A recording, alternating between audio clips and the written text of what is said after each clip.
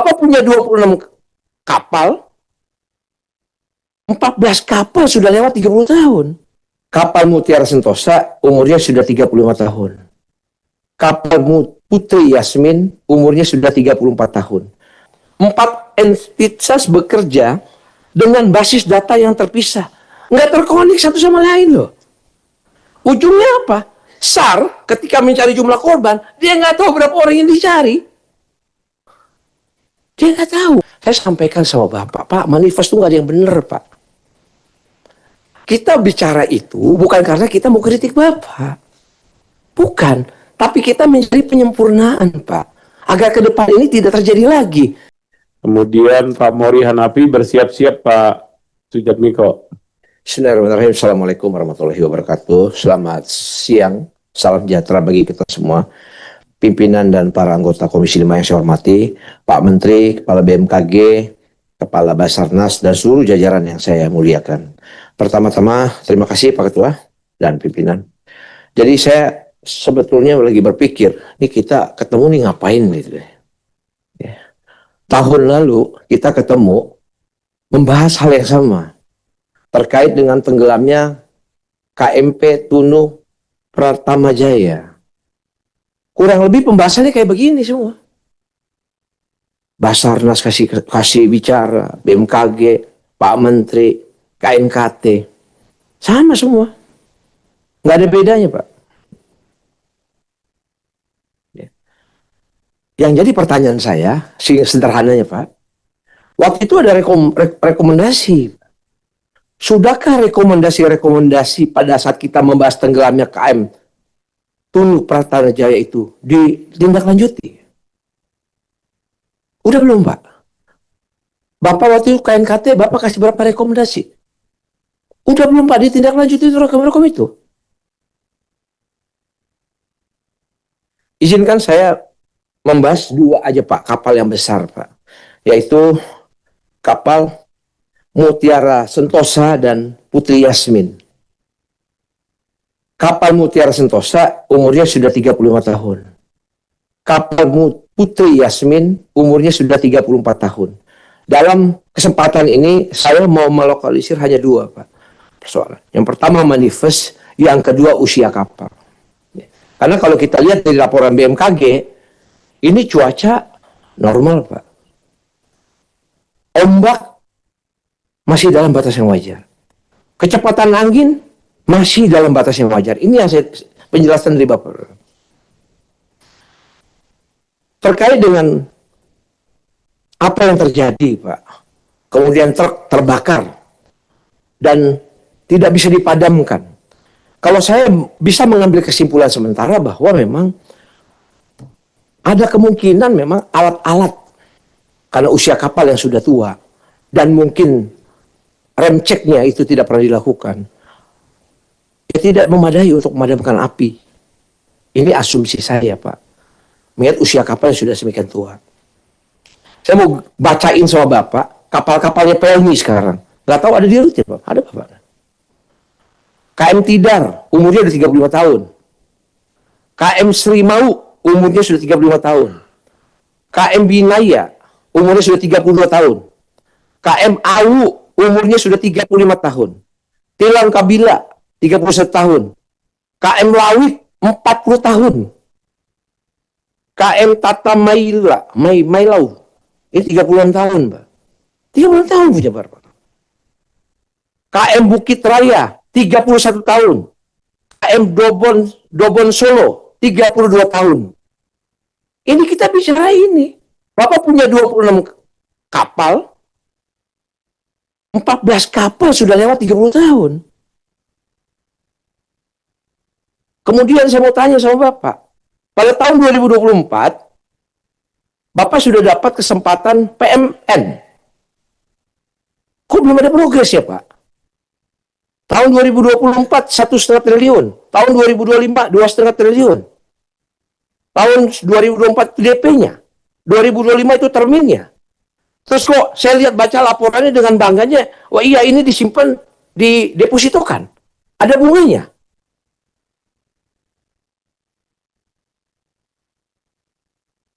Dana sendiri 500 miliar.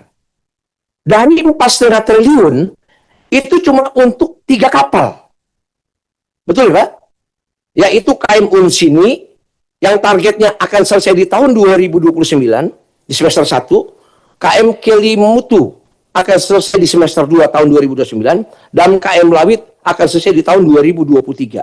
Jadi dengan anggaran 4,5 triliun, ini hanya untuk 3 kapal. Betul, Pak? Sementara yang udah usang ada 14 kapal. Jadinya juga masih tahun 2029. Jadi kalau yang ada umur ini KM Willis 27 tahun, Pak. KM Sangyang 27 tahun.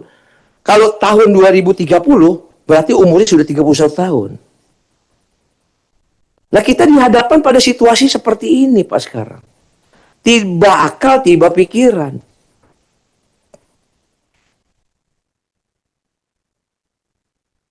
Saya nggak tahu apa yang terjadi di PLNI, kenapa Bapak tidak mempercepat proses itu. Padahal Bapak sudah punya kesempatan dari tahun 2024 pencairan ini, Pak. Saya nggak tahu. Yang kedua, Pak, saya terkait manifest. Dulu saya ingat betul terkait pas KM Tunu Pratama Jaya. Pak Menteri izin, Pak. Saya sama Bapak ini saya hormat, respect, Pak. Saya sampaikan sama Bapak, Pak, manifest itu nggak ada yang benar, Pak. Kita bicara itu bukan karena kita mau kritik Bapak. Bukan. Tapi kita mencari penyempurnaan, Pak. Agar ke depan ini tidak terjadi lagi. Cerita KM Tunu Jaya ini udah 1 tahun yang lalu. Waktu saya datang sama Pak Ridwan B yang mimpin, Basarnas beda, KMKT beda, KSOP beda, data manifestnya, Pak. Itu 1 tahun yang lalu, Pak.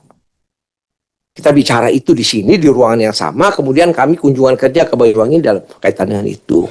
Kami sampaikan ke Pak Menteri waktu itu begini, Pak, Bapak nggak mau ya Pak punya legacy. Sama seperti Pak Jonan kemarin membenahi kereta api.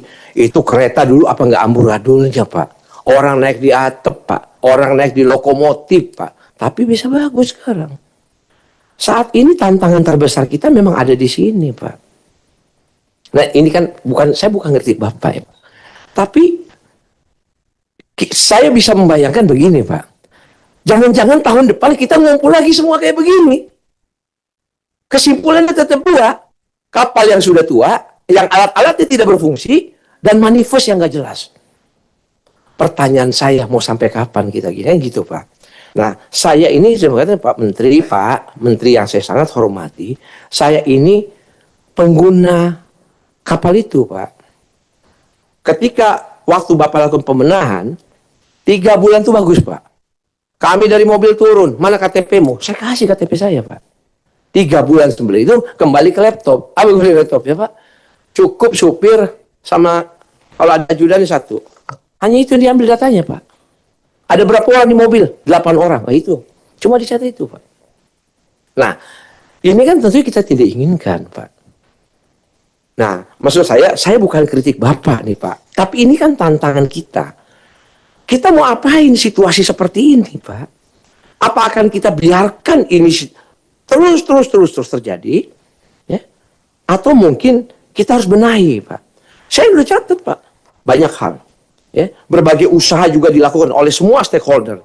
Tapi perbedaan data manifest itu, Pak, selalu terjadi. Pun setiap saat kita mau berangkat, Pak. Ya, ini saya ngomong gini ke Pak Menteri bukan Pak. Tapi ini kan terjadi. Ya. Bayangkan, Pak, 4 entitas bekerja dengan basis data yang terpisah. Nggak terkonek satu sama lain loh. Ujungnya apa? SAR ketika mencari jumlah korban, dia nggak tahu berapa orang yang dicari. Dia nggak tahu, Pak. Ini KMI yang di tempat Lombok nih, Pak. Di Lombok ini ada saudara kami, Pak. Bapak udah catat tapi secara Imades Tutarjana Desu. Barusan kami dapat broadcast terus, Pak. Dianggap orang hilang, Pak. Nah, maksudnya kami, Pak, bisa kita bayangkan situasi akan terjadi terus seperti ini, Pak. Kalau kita nggak benahi, Pak Menteri izin, Pak. Ya, jadi saya pikir, Pak, ini banyak sekali sebenarnya saya mau sampaikan terkait dengan manifest, Pak. Tapi poin-poin strategisnya itu. Jadi saya bicara seperti ini sama Bapak, saya bukan persoalan tapi kalau nggak dibenahi repot, Pak. Bayangkan, Pak, persoalan hukum keluarganya ketika orang hilang, persoalan asuransinya bagaimana? Saya beberapa pelajaran dari Pak Hamka, ya. Pak tadi BMKG bilang, Basarnas, yang hilang Pak, yang hilang di laut Pak. Ada 203 orang itu masih hilang Pak. Saya mohon izin Pak, boleh nggak Pak kalau yang orang hilang nih, apalagi kalau udah setahun hilang di laut, kita nyatakan meninggal Pak.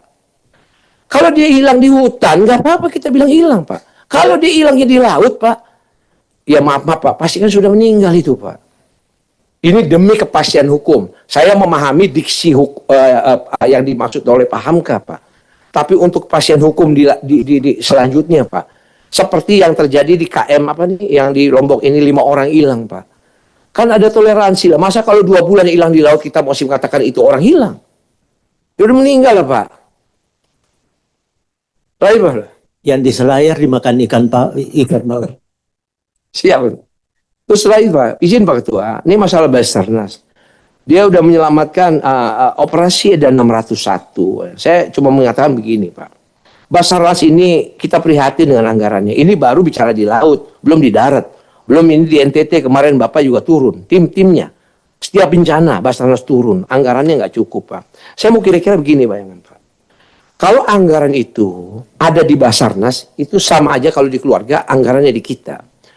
Ketika kita ada apa-apa, kita bisa langsung belanjakan. Kalau itu diparkirnya di biaya pun, itu sama aja anggaran ada di orang tua kita. Tidak sebebas kalau uangnya ada di dalam diri kita.